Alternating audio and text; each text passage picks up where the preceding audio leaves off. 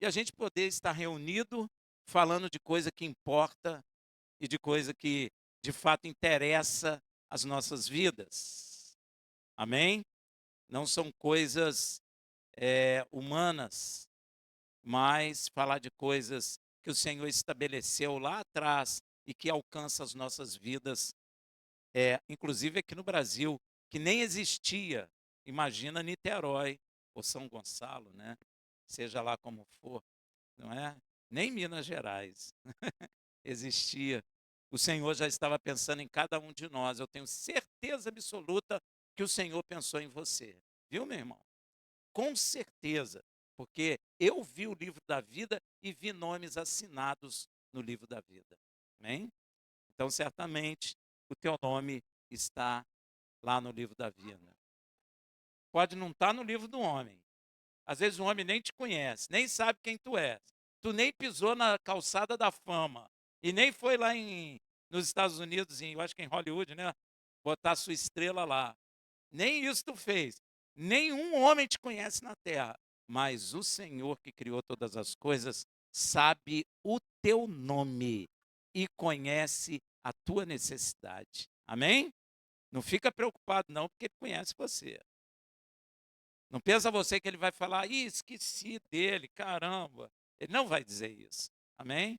Ele sabe quem tu és, ele sabe a tua necessidade, ele sabe o que tu pensa quando levanta e quando tu deita. E ele sabe o que tu pensou quando você levantou para vir aqui hoje.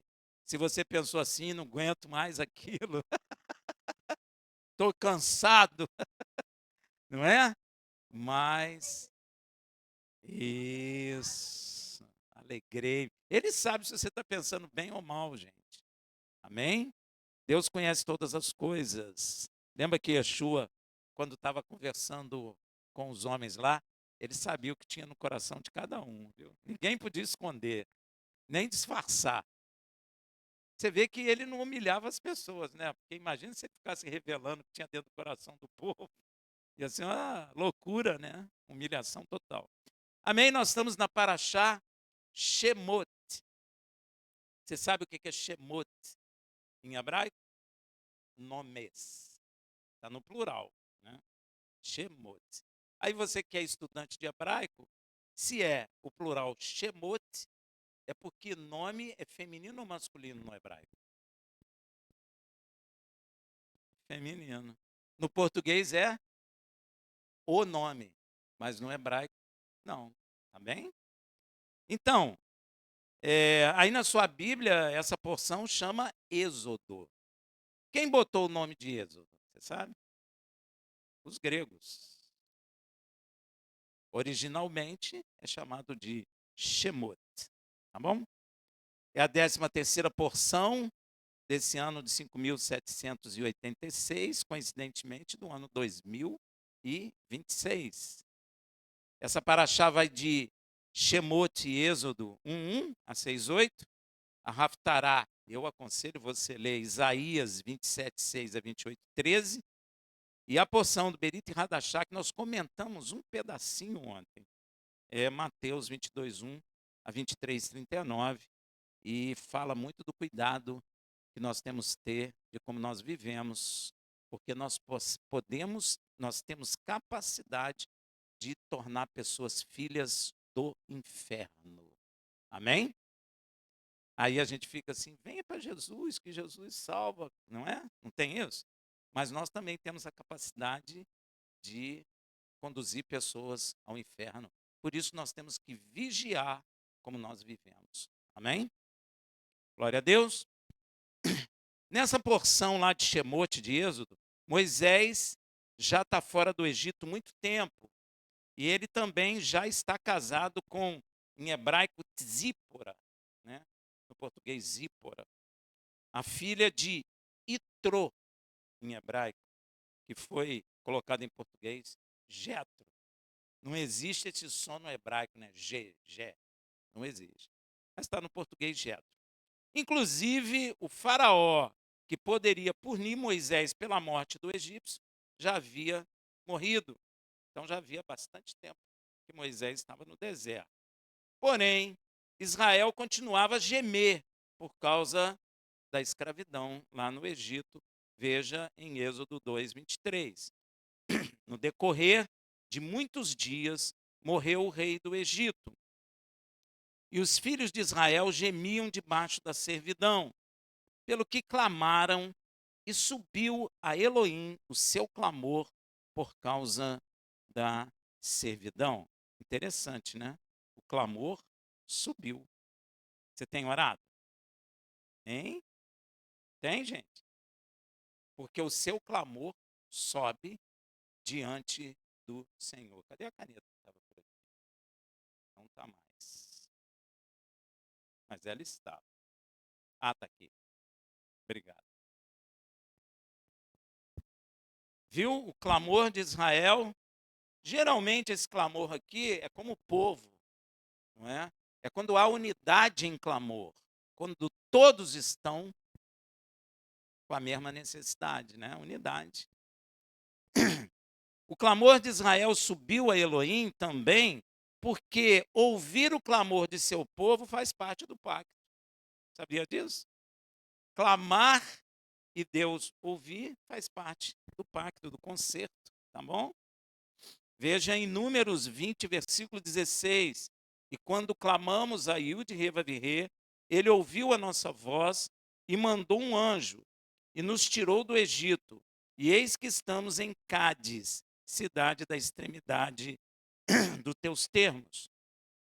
Veja também Devarim 26, 7.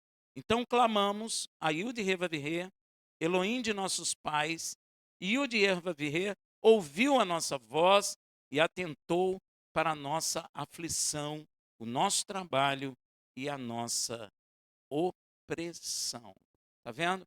O Senhor, se você clamar, se você estiver oprimido, Ele vai ouvir o seu clamor e vai operar em favor da tua vida. Isso faz parte do pacto. Amém? Veja o Salmo 12, 5 a 6. Por causa da opressão dos pobres e do gemido dos necessitados. Tem alguém necessitado aí? Geme. Não tinha um cantor aqui que falava, eu não sei cantar direito, mas era mais ou menos assim. Me desculpe, tá, gente? Prepara o ouvido. Aquele que, como é que é? Tem necessidade, vai gemendo, geme e chora. Não tem? Vai clamando, geme e chora. Então o Senhor quer que você clame. E às vezes você não clama. Às vezes você não geme. Às vezes você tem vergonha de gemer. Mas o Senhor quer o seu gemido. O Senhor quer que você diga assim: Senhor, eu não posso. Me ajuda. E quantos orgulhosos não têm essa coragem de botar a cara no pó e dizer para o Senhor: Senhor, eu não consigo. Eu me sinto só. Me ajuda. Quantos não têm essa coragem? Hein? Diz aí para mim.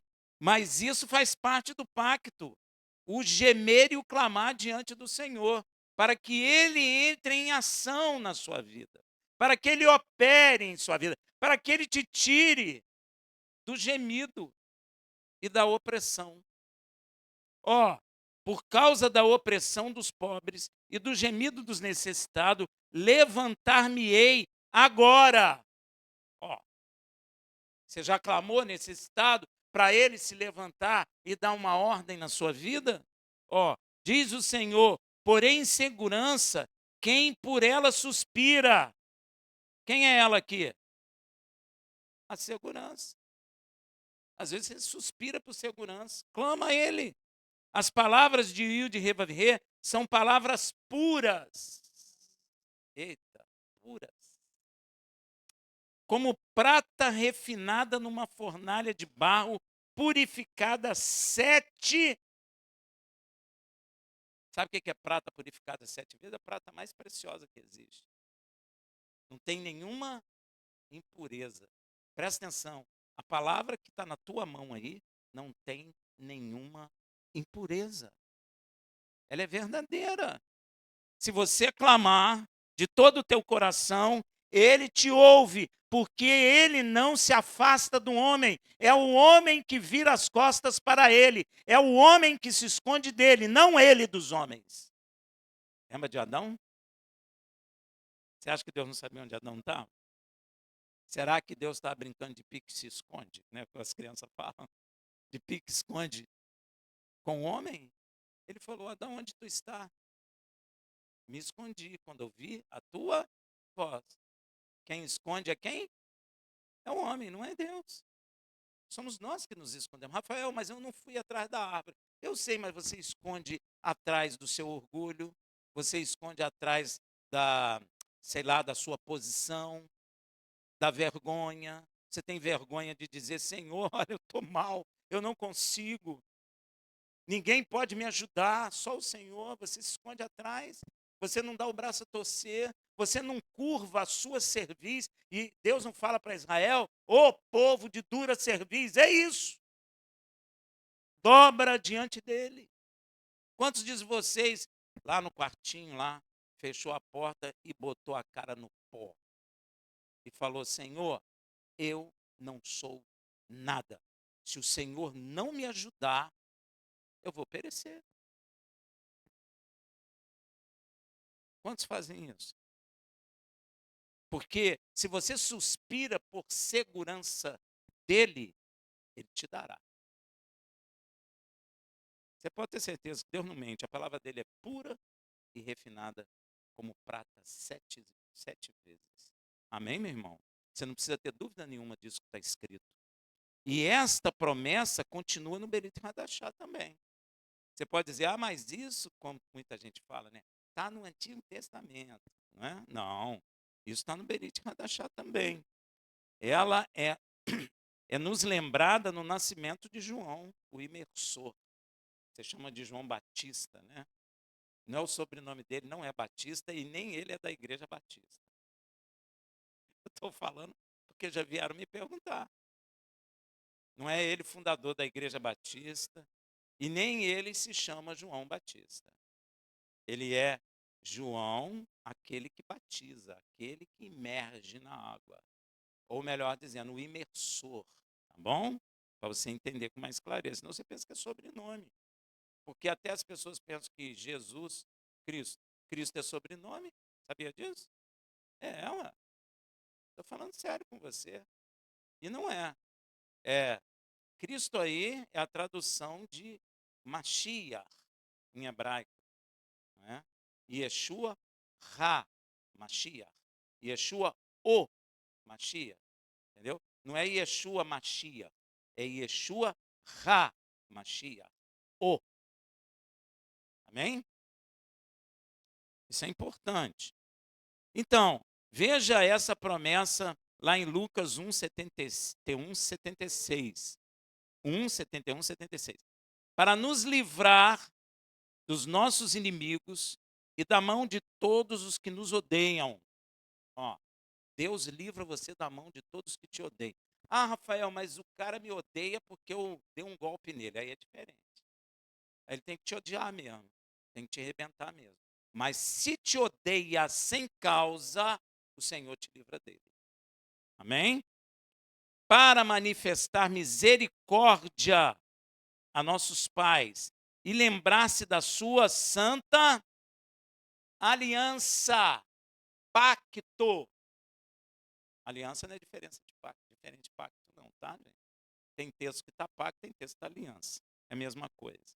E do juramento que jurou a Abraão, ó, nosso pai, de conceder-nos que, libertos da mão do nosso inimigo, ou melhor dizendo, dos nossos inimigos, o serviríamos sem temor. Ó, em santidade. Por que em santidade? Separado do mundo. A igreja está gerando uma mistura aí com o mundo que não é de Deus. Amém? Liberto em santidade e justiça perante quem? Ele. Todos os dias da nossa vida. Vida que você está vivendo agora. Não é no futuro, não. E tu, ó menino, serás chamado profeta do Altíssimo, porque hás de ir ante a face do Senhor e preparar os seus caminhos. Então, nesta palavra, o Senhor está revelando que Israel clamou e ele está respondendo com o nascimento de João. Sabe para quê? Para anunciar a vinda da salvação, para libertar Israel de todos os seus inimigos e para libertar também todo aquele que aceita Yeshua como Machia, ser livre de todos os seus inimigos, para que você possa adorar o Pai em espírito e em verdade e em liberdade. Às vezes a gente está adorando o Senhor assim, tem pessoas que não conseguem nem levantar o braço. Precisa de liberdade. Não tem liberdade. Estou com vergonha, está sem liberdade. A palavra de Deus diz assim: se o Filho vos libertar, verdadeiramente sois livres. Quem está livre, canta, levanta as mãos, é grato, bota a cara no pó, clama, pede perdão, não é? Sem ter vergonha de ninguém. Amém? E Yeshua, nosso Salvador, também fala sobre essa promessa do povo de ir de reclamar e ele responder. Veja Mateus 23, 38 a 39. Eis que a vossa casa vos é deixada deserta. Eita, Yeshua abandonou, o pai abandonou por um tempo a casa. Tanto é que essa casa foi derrubada. Porque eu vos digo que desde agora me não verei mais, até que clamais.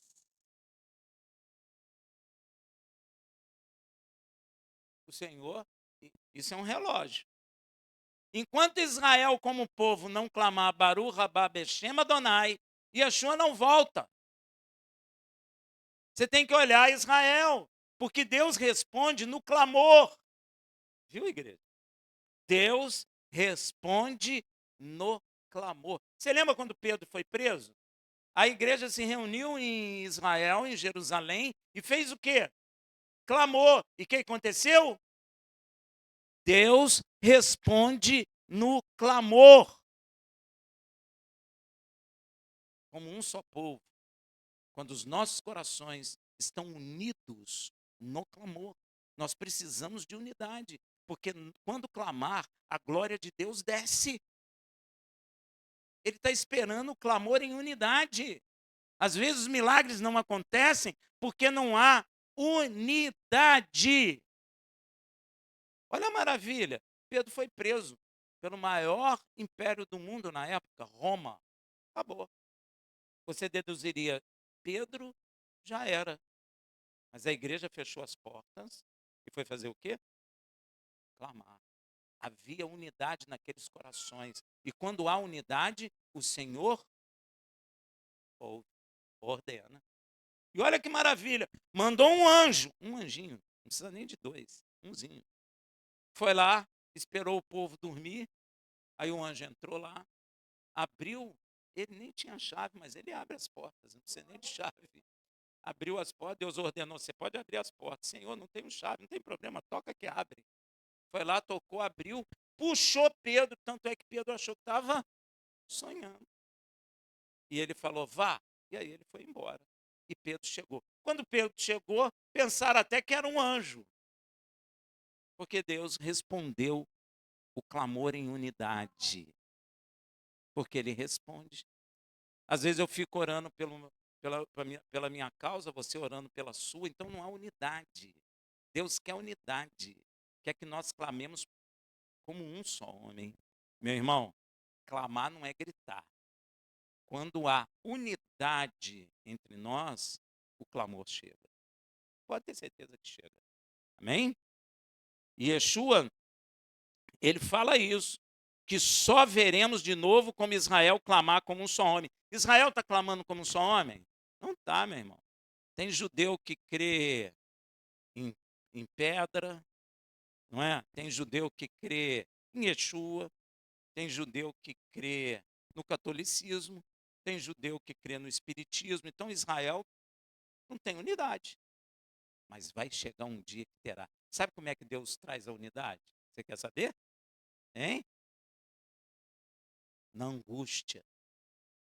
O dia que chegar a angústia de Jacó, que o profeta fala, a angústia de Jacó será tão pesada que Israel será quase destruído. E aí sim, eles clamarão como um só povo. Baruch haba Beshem Adonai. Aí o que acontece? Yeshua volta. Deus responde. Volta o Mashiach.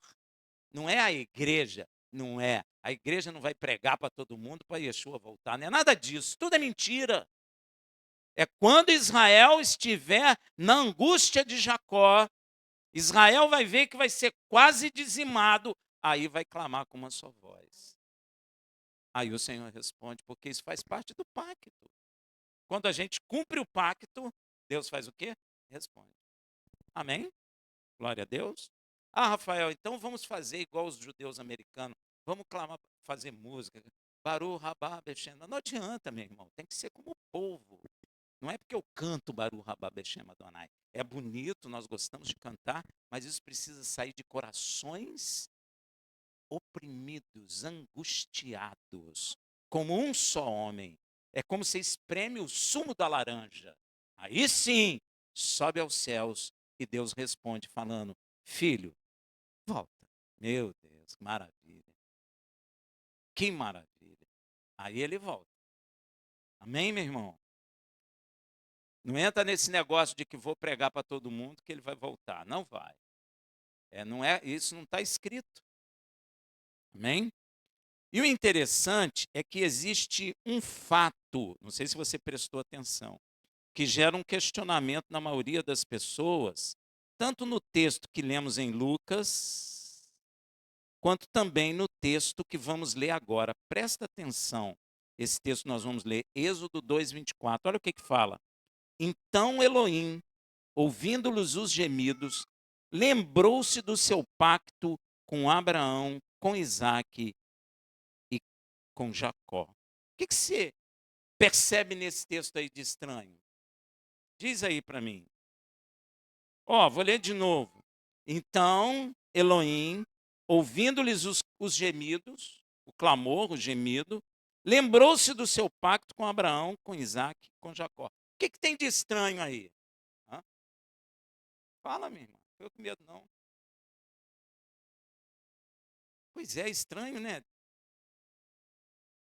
Como é que Deus... Gente, para pensar. Você nunca se perguntou isso, não, gente? Estranho, né? O interessante é que em Lucas também está falando. Em Lucas está assim, e lembrar-se da sua santa aliança. Como se Deus esquecesse. Poderia, Yud Reva Virreu, o criador da vida, de anjos, criador do universo, criador do buraco negro, que a gente nem sabe o que é aquilo, criador de um universo que a gente não sabe nem se tem fim, criador dos homens, dos animais. Você já viu a formiga, meu irmão? Não tem chefe, mas ela constrói uma sociedade perfeita para elas, onde tem até plantação de fungos para alimentação, tudo organizado. Não é bagunça, não. Mas ninguém vai lá e fala com ela, tem que ser assim, tem que ser assim, não fala.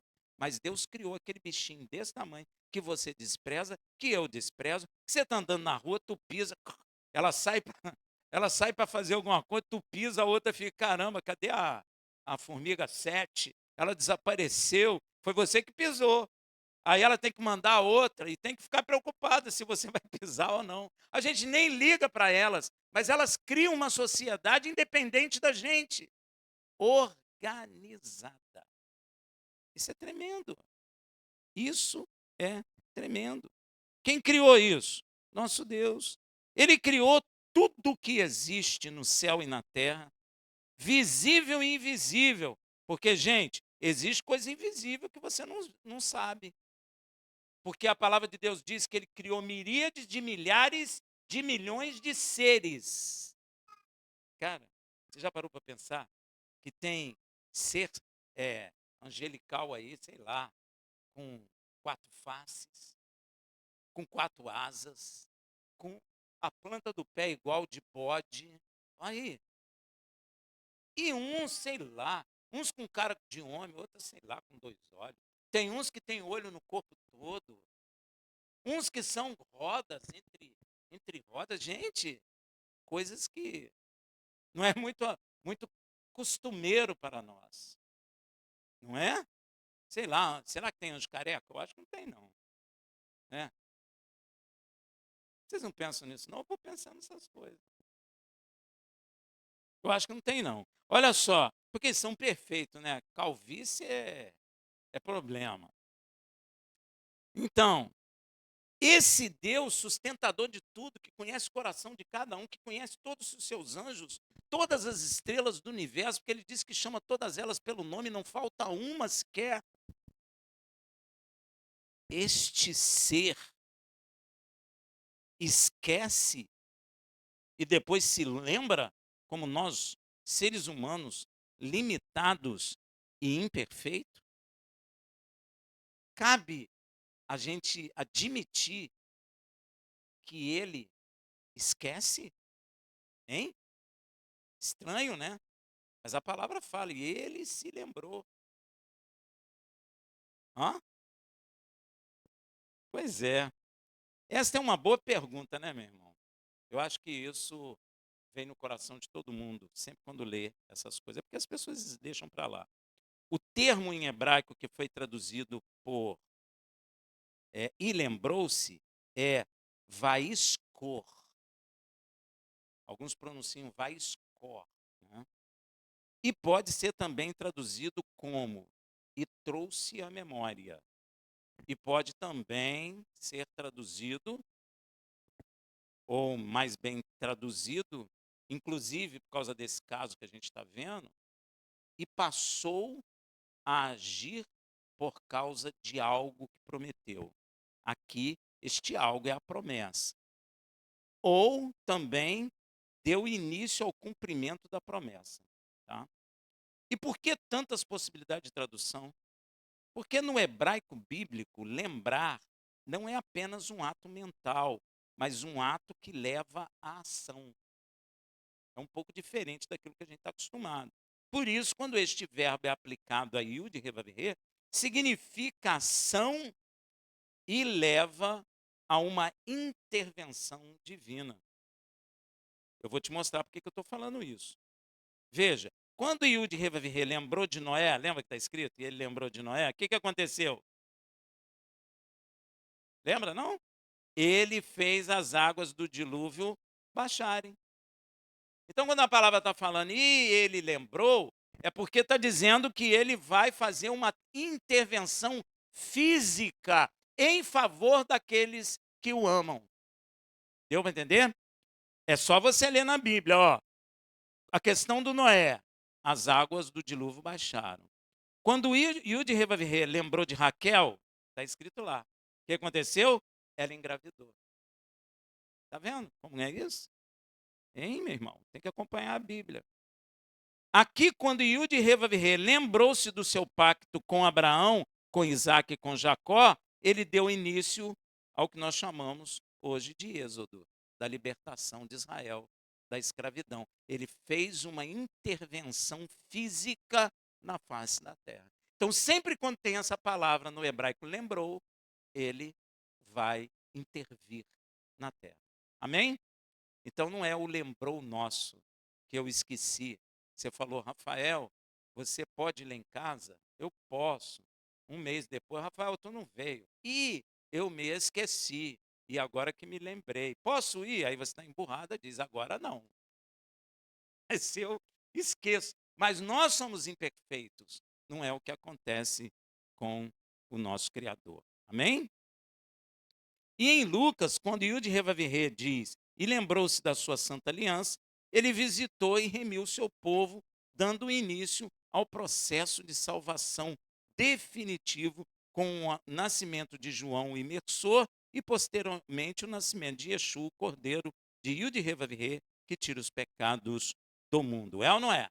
Ele deu início a isso. Ele deu início a uma intervenção física. E quando Israel dizer Baru Rabá Bechem Adonai como clamor, como um povo, ele vai se lembrar porque ele vai o quê? Enviar o filho dele de volta para reinar de Jerusalém. E você vai se dar bem, porque você vai ser transformado, não é? Num piscar de olhos, e vai ser atraído a ele nos céus e pousará os seus pés na cidade de Jerusalém e de lá reinará com Yeshua. Amém? Se prepara.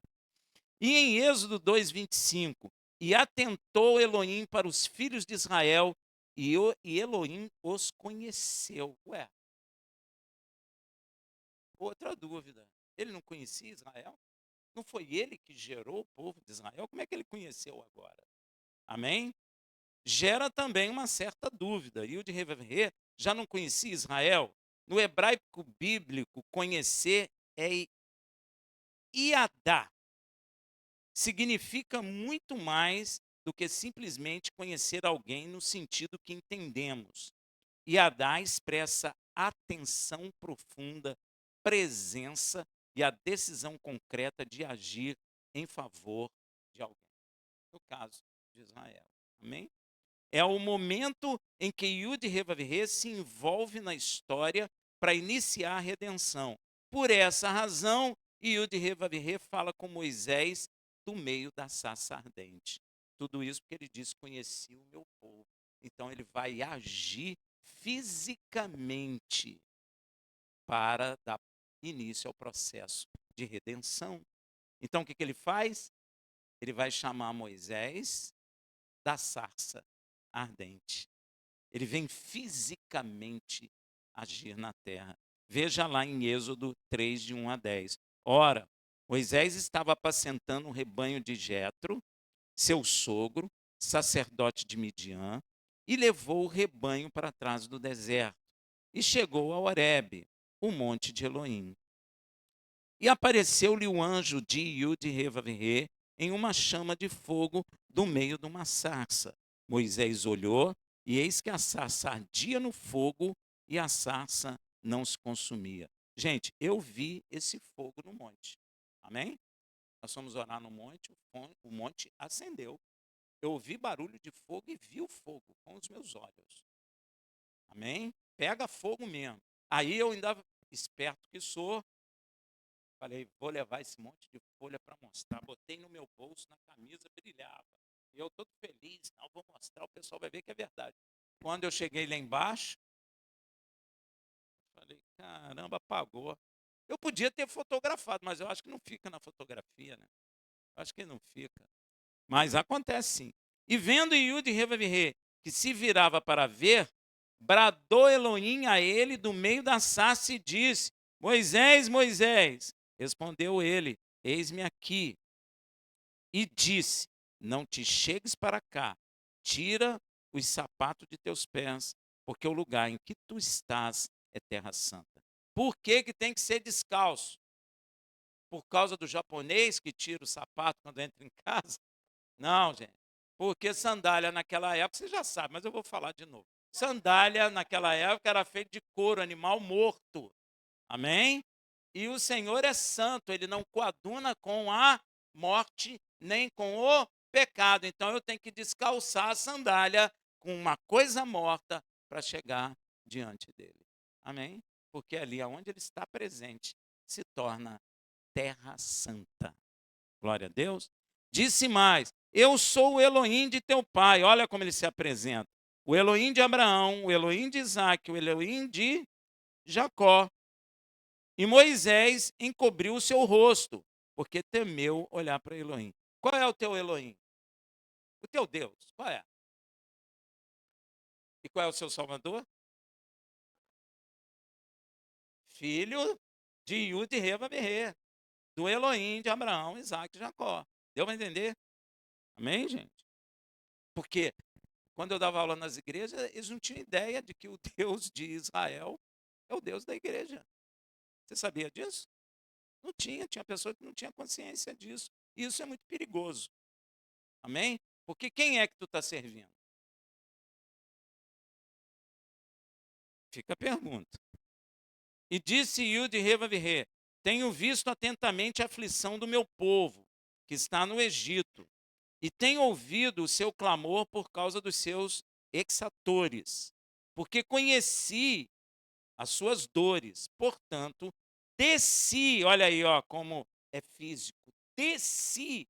Eu desci é porque eu estava num lugar para eu. Então o Senhor desceu para livrá-lo da mão dos egípcios e para fazê-lo subir daquela terra a uma terra boa e larga, a uma terra que emana leite e mel, ao lugar dos cananeus, do Eteu, do Amorreu, do Perizeu, do Eveu e do Jebuseu. E agora eis que o clamor dos filhos de Israel é vindo a mim, e também tenho visto a opressão com que os egípcios os oprimem. Vem agora, pois, e eu te enviarei a Faraó para que tires o meu povo, os filhos de Israel, do Egito. Se você ouvisse isso, você ia ficar nervoso? Eu acho que ia. Nós íamos ficar bem nervosos. Poxa, imagina. Gente, o Egito era a maior nação e mais poderosa nação da época. Equivale você falar, você vai lá nos Estados Unidos, vai tirar alguém de lá de dentro. É ruim, hein? Pois é, vai direto no presidente, fala com ele que ele é bocó e que você quer que tire fulano de tal de lá. Quero ver. Se bem que agora ele ia gostar, né? Se bem que agora ia ser fácil. Não ia precisar muito esforço. Não. Ele falou, vem todo, pega os estrangeiros, manda todo mundo embora. Agora ia ser fácil. Mas no Egito não ia ser fácil, não.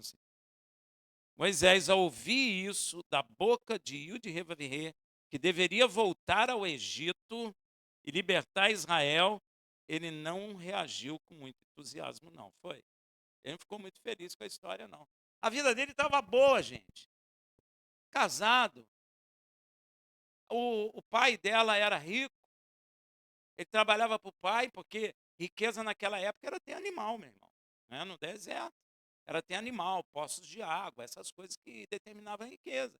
Então ele casou com a filha, sei lá, desses ricaços lá americanos. Então estava tudo bom para ele, refrigerado, essas coisas todas. Só não tinha carro porque não tinha inventado ainda, mas ele estava bem, tinha camelo, né? Andava a camelo. Última geração, não é camelo velho, não, só camelo novo.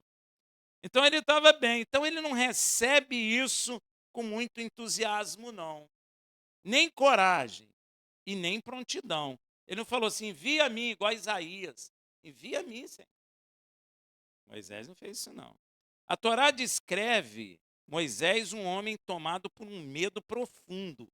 Um medo que não nasce apenas da missão que o Senhor queria dar a ele, mas da memória. Ele não ficou só com medo da missão. Ele ficou com medo porque ele lembrou, caramba, eu matei o cara lá, fugi de lá. Pô, deve estar cheio de placa no Egito, procura-se Moisés, vivo ou morto. Ele deve ter pensado, ué, você ia voltar? Pois é, você ia pensar, se eu voltar lá, você ia ficar com aquele, às vezes ninguém te conhecia mais, mas você ia achar que todo mundo estava te olhando, é porque estava te conhecendo, não é? Então, Moisés teve isso na memória, da identidade e da consciência de sua própria fragilidade. O Egito era, naquele tempo, a maior potência militar do mundo. Seu exército era invencível, sua economia era abundante, sua estrutura política era rígida e centralizada. Faraó não era apenas um rei, era visto como um Deus vivo. Não que Moisés achasse que ele era um Deus, mas Moisés tinha medo dele. Porque bastava ele dizer, mata esse cara, acabou. Você acha que ia ter advogado de direitos humanos? Hein? Não sei se você sabe, mataram uma americana lá nos Estados Unidos esses dias. E a polícia que está atrás dos estrangeiros. E aí, o policial que matou disse que ela jogou o carro em cima dele. Era americana mesmo. Só que o pessoal da rua filmou. Hoje em dia é difícil mentir, né, gente? Cheio de gente em volta filmando. Aí mandaram o filme para o jornal, viu que ela não fez nada disso. E ele matou a moça. Agora, os direitos humanos estão gritando. Mas você acha que Moisés teria algum direitos humanos gritando? Não mate Moisés, tadinho dele. Claro que não, né, gente? Ele ia morrer mesmo. Faraó era o centro da ordem cósmica. Enfrentar o Egito significa desafiar o poder mais absoluto que um ser humano poderia imaginar. E é justamente nesse cenário que Yud Revavirê diz a Moisés: volta. Você imagina, gente? Medo porque tinha matado um egípcio. Medo porque ele foi criado no palácio e largou tudo. Medo porque ele não conviveu com os hebreus. Ele é um hebreu, mas ele não conviveu com os hebreus. Muito difícil.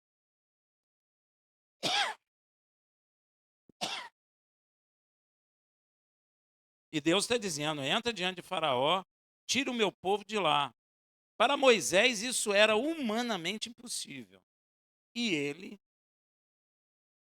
não estava errado. Gente, qualquer um de nós ia ter medo. Tá? Ele havia fugido do Egito como um criminoso.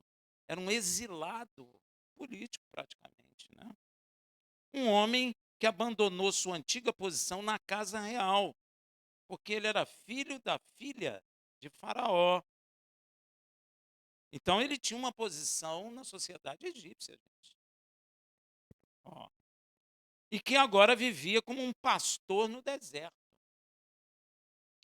Não tinha exército, não tinha influência política, não tinha voz entre os hebreus, porque ele não viveu entre seus irmãos. Ele mesmo reconhece isso quando faz uma pergunta ao Senhor em Êxodo 3:11. Então Moisés disse a Elohim: quem sou eu para que vá a Faraó e tire do Egito os filhos de Israel? Ele está perguntando ao Senhor. Ele está dizendo assim: pô, Senhor, tu escolheu errado. Tu está mal de escolha, Senhor. Quem sou eu para ir lá e fazer isso que o Senhor está mandando? É, acha um aí e manda. Um melhor que eu. Agora, olha só. Quando o Senhor ouviu o questionamento de Moisés, o Senhor não fez papel de coaching. Fez. Ó, hoje a gente ia dizer: não, Moisés, seja firme, tenha pensamento positivo. Tudo posso naquele que me fortalece. A gente ia dizer isso, não ia? É ou não é? Você ia fazer um papel de coaching. Deus não faz isso, meu irmão. Isso é coisa de homem. Ó, Deus não fez papel de coaching a Moisés. Ele não disse: você consegue, Moisés. Acredite em si mesmo. Não diz: você é forte. Tenha pensamento positivo. Eu sou contigo. Não temas. Ele falou nada disso. Você tem que tomar cuidado, viu? Em vez de ficar fazendo essas coisas. Às vezes a pessoa está entristecida, você fala: não entristeça. Você é isso, você faz papel de coaching. Isso é ruim. Não é isso que a Bíblia manda fazer. A Bíblia fala assim: chorai com aqueles, cantai louvores com aqueles que se alegram. É isso que ela manda. Ela não manda fazer papel de coaching. Isso é um erro. Tem pessoa confundindo papel de coaching com o cristianismo, vamos dizer assim. Está muito errado isso aí, viu, gente? Cuidado com esse negócio. Pastor coaching, ele se prepara e só fica falando coisa para te estimular. Vai nessa, vai nessa. Meu irmão, sai dessa. É, sai dessa. Sai, porque isso não é de Deus, não. É. Deus não fez. Deus não falou nada disso. Acredite em você, Moisés. Você é isso, você é aquilo. Nem falou nada disso. Tenha pensamento positivo. Mas olha a resposta de Yud Revavirê a Moisés. Ela é reveladora, presta atenção. Êxodo 3:12. Respondeu Elohim: certamente eu estarei, ou eu serei contigo. E isso será por sinal de que eu te enviei. Quando houveres tirado do Egito o meu povo, servireis a Elohim neste monte. Sinal que ele deu. Você vai ver que fui eu que te enviei, porque você vai conseguir tirá-lo. Eu vou com você. Você não está sozinho. Eu sei que você não. Quase que Deus fala isso, né? Eu sei que tu é mó sujeira, não tem jeito, é fraco, é medroso, mas eu vou contigo. Ó, você vê que ele não estimulou. Não, Moisés, você encheu Moisés. Não, você fez curso lá com o faraó, você sabe falar egípcio, fala hebreu também. Tu é fera, Moisés. Vai nessa. Não, ele não fez isso. Gente, corta esse negócio dentro da igreja. Isso é horroroso. Isso é humano. Isso não serve para salvação. Amém? Não serve.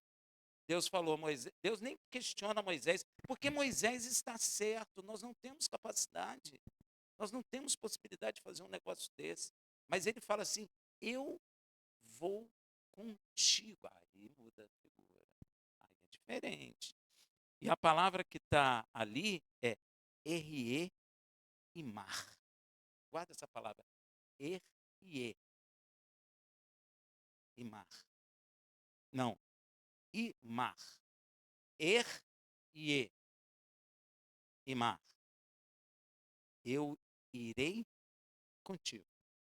É futuro. Beleza? Então ele fala, respondeu-lhe Elohim, certamente, eu serei contigo ou estarei contigo. Erre é ser e estar. Não tem o verbo to be em inglês? Ser e estar? O verbo erre significa ser ou estar. Amém? E imar contigo. Porque eu disse que a resposta divina é reveladora. Gente, é muito reveladora.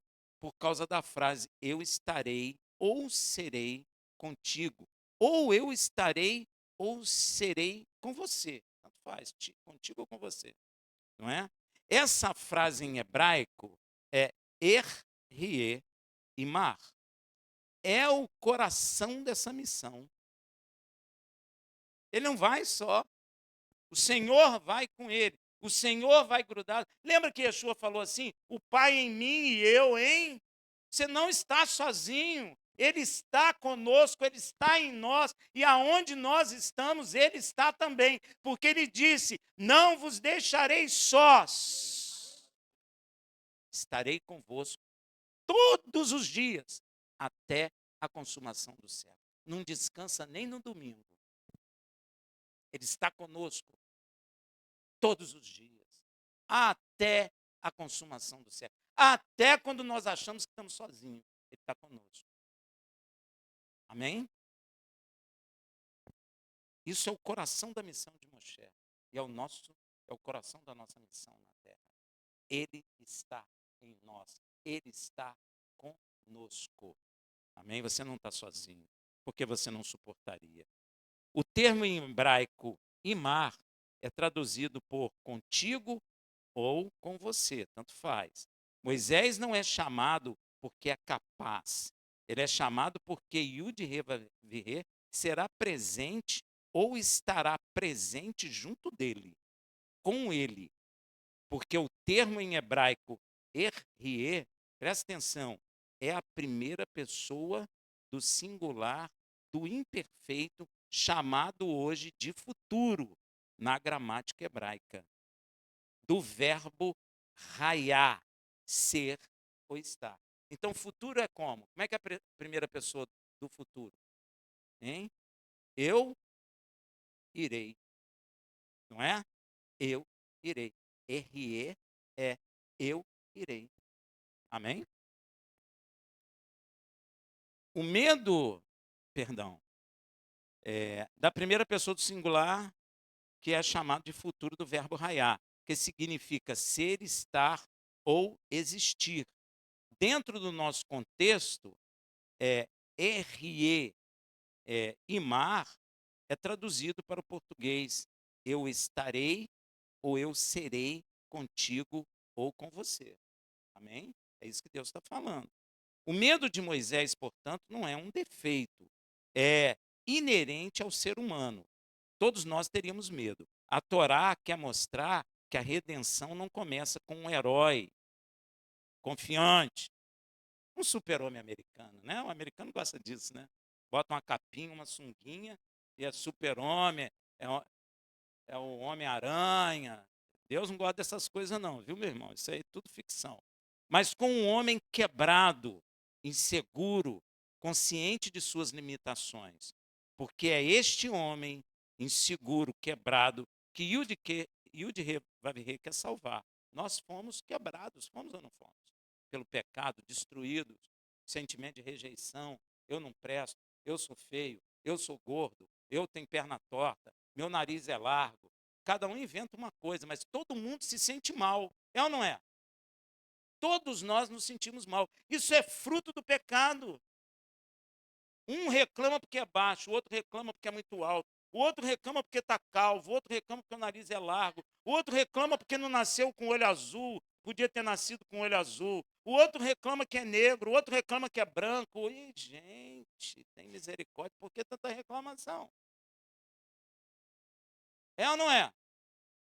É ou não é? Diga é porque é. A gente está sempre insatisfeito. Isso é fruto do pecado. Quero fazer uma pergunta a você. Há insatisfação no Criador? Não há. Pois é.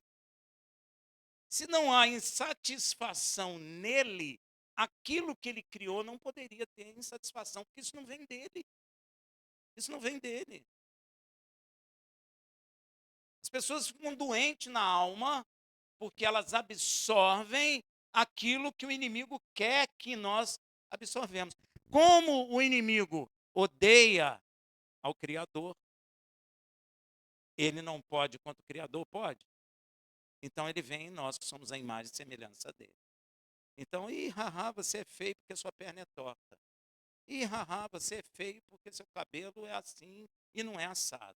E você é feio porque você nasceu de olho preto, não nasceu de olho azul. E aí vai.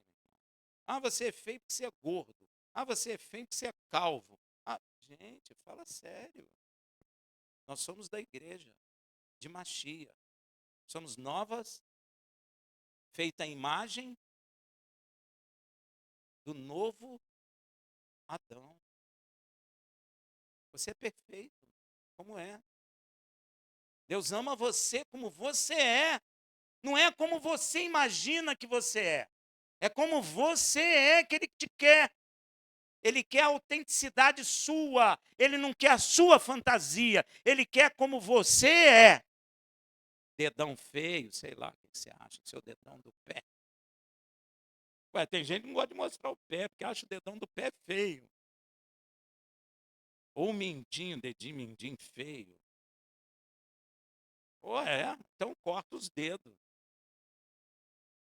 Tem gente que não mostra o pé, gente. Tem ou não tem? Pois é. Você sabe que tem uma cirurgia plástica nos pés. Porque o dedão, sei lá, um dedão grandão. Gente, vocês são de Yeshua. Dentro do contexto que estamos lendo, Erie, Emar, é traduzido para o português, eu estarei ou serei contigo. O medo de Moisés, portanto, não é um defeito. É inerente ao ser humano caído.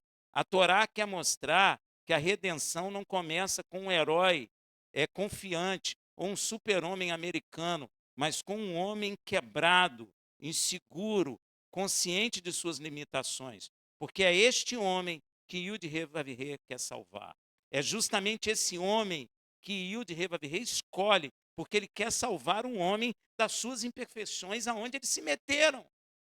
O Senhor quer nos tirar do buraco. Então, para tirar do buraco, ele pega alguém que está no buraco para sair do buraco.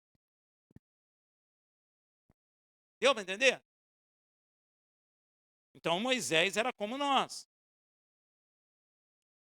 Então, ele vai salvar Israel através dele, porque a libertação não seria obra dele, mas de Yud-He. E Moisés, com todo o seu temor, se torna o instrumento perfeito para que a glória não seja humana. Porque se é o super-homem americano, é ele que é o poderoso, é ou não é? Isso, meu irmão, que você bate palma aí, isso é maligno. Isso é o que o inimigo quer introduzir na nossa vida, que o homem é poderoso para salvar a si mesmo, mas ele não é. Você já viu que Yeshua recebeu uma capa? O super-homem tem capa? Você já viu que o super-homem não pode chegar perto de uma rocha? Porque senão ele fica. O que você acha que é isso? Quem é a rocha? Então, perto de Yeshua, ele é o quê? Nada. Nem perto da gente ele é alguma coisa. Porque se você encontrar com ele ali, eles fora do cinema, você vai ver que ele é um homem comum como nós. E até pior, porque não crê em Yeshua, nós cremos. Amém? Então, cuidado com essas coisas, porque isso vem de forma bonita, cultural, e isso é introduzido dentro do teu coração e você acaba pensando dessa forma mesmo. Amém? Então, muito cuidado com isso aí. Tá? Então, Moisés é perfeito, o instrumento para que a glória não seja humana, mas divina. Aí Moisés traz um questionamento a Yud Revavirê. Veja em Êxodo 3,13. Então disse Moisés a Elohim: eis que quando eu for aos filhos de Israel e lhes dizer, o Elohim de vossos pais me enviou a vós, e eles me perguntarem, qual é o seu nome? É justo isso? Que lhes direi? Boa pergunta. Ou seja, Moisés teme que os israelitas duvidem dele, primeiro. Porém, creio também que Moisés está perguntando pelo nome que distingue o Elohim de Israel dos Elohim dos egípcios. Por quê? Porque o povo viveu séculos cercado de divindades com nomes específicos, funções específicas e poderes limitados. O que eu quero dizer com isso? Por exemplo, o deus Apis agia só numa área, a deusa serpente agia em outra, entende? Eles eram limitados. Para cada situação, eles levantavam um deus e dava nome. Então Moisés quer saber qual nome expressa a singularidade do Elohim, que agora intervém na história em favor de Israel. Então ele quer saber como é que eu vou distinguir o Senhor desse monte de divindade no Egito.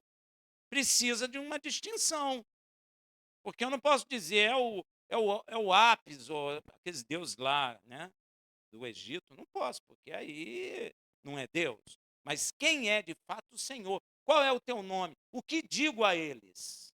Uma boa pergunta é essa. Creio também que Moisés, de fato, não está curioso sobre o nome de Elohim no sentido moderno, como nós temos. Qual é o nome de Deus? Ele não está curioso com isso, não é isso. Como vemos hoje. Ele quer saber como Elohim deseja ser compreendido naquele momento histórico. Qual o aspecto de sua presença será revelado e com qual modo ele vai agir. Ele conduzirá à libertação. Cada nome divino na Bíblia expressa um atributo, uma forma de intervenção divina, um modo de se relacionar com os homens. Por isso, Moisés pergunta: com qual nome devo apresentar ao Senhor o povo? Isso é, qual o seu atributo que estará em ação agora para nós? Veja a resposta divina. Essa resposta revela um Elohim cuja essência é existir, é estar presente e é agir, não é?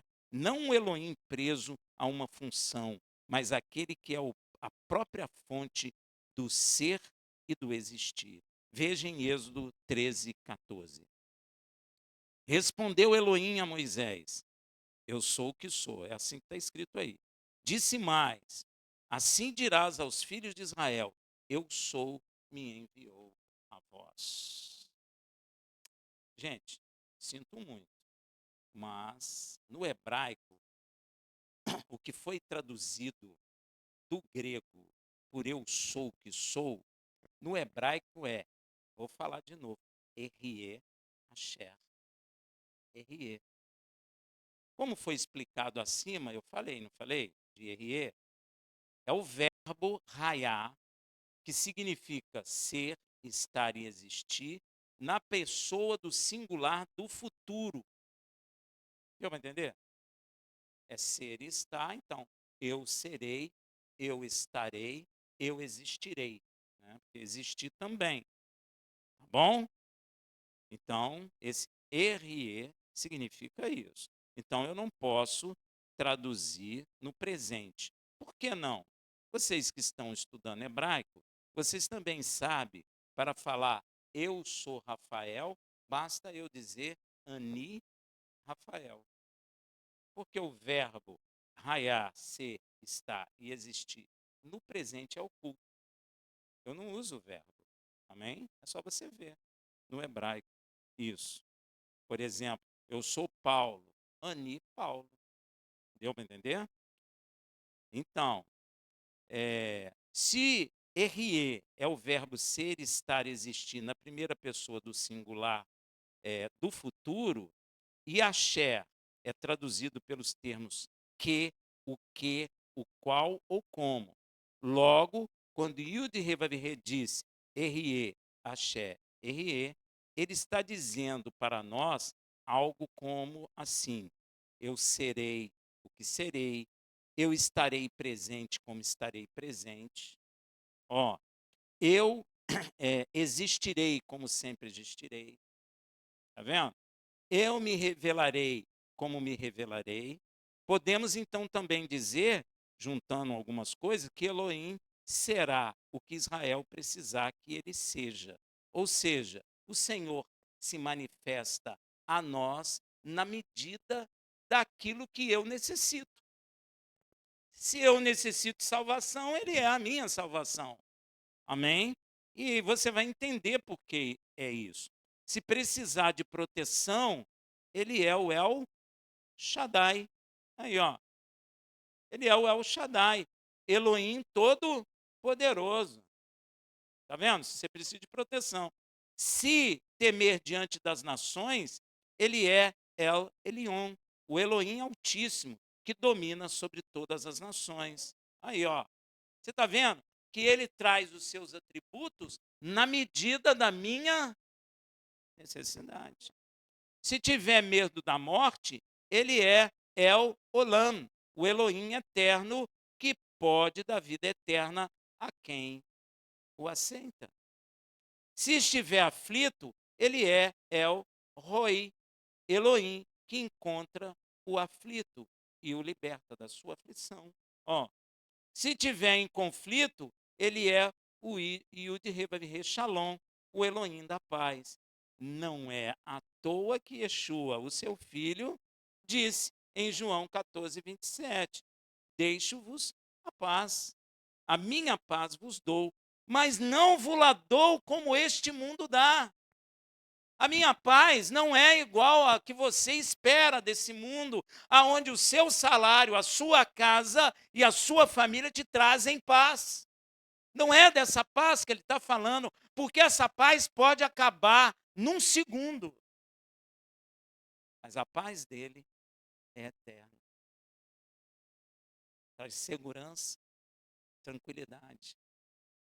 A paz dele, gente, é tão profunda que ainda que você esteja em meio ao caos, dentro do teu coração tem paz. Não é uma paz que vem do mundo, é uma paz que vem dele, do céu. Por isso é Yud Vavirê Shalom. Ele manifesta por meio de seu filho a sua paz em nós. Por isso que Yeshua falou assim: o Pai em mim e eu em vós. Olha aí que coisa tremenda. Você não vai sentir paz porque o mundo está em caos ou porque o mundo está em paz. Você vai sentir em paz porque a paz vem do Criador. Aí não importa. Você pode estar no meio do caos que você está em paz. Ou você pode estar no meio da paz do mundo que você está em paz do mesmo jeito. Então você nunca perde a paz, porque não é a paz que o mundo te dá.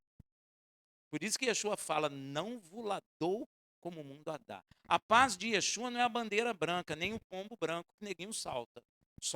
Amém? A paz de Yeshua é interna. É dentro de nós. está dentro de você. Se você não consegue ter paz em meio ao caos, é porque lhe falta a paz de Yeshua dado pelo Pai em seu coração. Aí tu entra em desespero, porque a paz não está em você. Deixo-vos a paz, a minha paz vos dou, não vos la dou como o mundo a dá. Não se turbe o vosso coração, nem vos atemorize. Então, se eu estou com a paz dentro de mim, eu não vou nem entrar em desespero, não é? Nem vou ficar turbado. E nem vou ficar o quê? Atemorizado. Porque a paz dele está em meu coração. Se você precisar de justiça, ele é Yud Reva Virre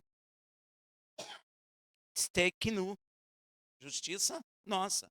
Ele é a nossa justiça. Se estiver sentindo solidão, ele é Yud Reva Virre Chamar. Ele tem presença permanente em sua vida. Outra vez, não é à toa que Yeshua disse em João 14:8, não vos deixarei órfão, voltarei para vós. Você não precisa ficar sentindo sozinho, porque ele é chamar, ele está presente em sua vida constantemente. Rafael, mas não estou vendo ele, mas não é para ver, meu irmão, é aqui dentro. O Pai estará em mim e eu estarei em vós. É aqui dentro, ele está dentro de nós. Não importa como está se comportando o mundo, como está o caos no mundo. O mundo está um caos. E a igreja não tem que sair correndo para guardar isso, guardar aquilo, alimenta aqui. Não, você tem que ter a paz dele dentro de você. Tem que estar dentro. Não é uma paz daquilo que você vê do lado de fora. É uma paz que você vê dentro do seu coração. Não é verdade? Ele diz, não vos deixarei órfão. Em muitas traduções aí, órfão é entendido como sozinho ou desamparados, pois o sentido é exatamente esse. E Yeshua prometendo que não nos deixará desamparado, sem cuidado, nem sem sua presença, nem sem sua direção, porque ele é nosso pastor, não é? Se você está doente, ele é Yud Reva Virre Rafá. Aí, ó. Yud Reva Virre é quem te cura. Por isso Yeshua curou e cura até hoje a muitos. Veja em Mateus 8,16. Trouxeram-lhe muitos endemoniados. Gente, quem tem demônio no corpo não tem paz. Porque o demônio fica ali, ó, mexendo nas suas emoções, falando na sua mente, porque ele não dorme. Tu dorme, aí tu dorme. Aí ele não adianta ele ficar falando nada. Aí na hora que tu acorda, o que ele faz? Fica te incomodando, mexendo nas suas emoções. Você não consegue parar, você fica quase como um louco. Então, trouxe-lhe muitos endemoniados e ele, com a sua palavra, não deu soco na pessoa, não bateu o pé, não deu rasteira, não prendeu ele. Ele, com a sua palavra, expulsou deles os espíritos e curou todos os que estavam enfermos. Você crê? Nós temos que exercer. Ó, se você estiver em guerra, ele é o Yud Reva Virre Nissi. Yud Reva Virre é a nossa bandeira. E se precisamos de ser separados deste mundo tenebroso, ele é o Yud Reva Virre Mekadis Rem. Yud Reva Virre que te santifica. E todas essas maravilhas do Criador vêm sobre a igreja por meio de Yeshua, nosso Salvador, o Filho dele, o Elohim de Israel. Shabbat Shalom.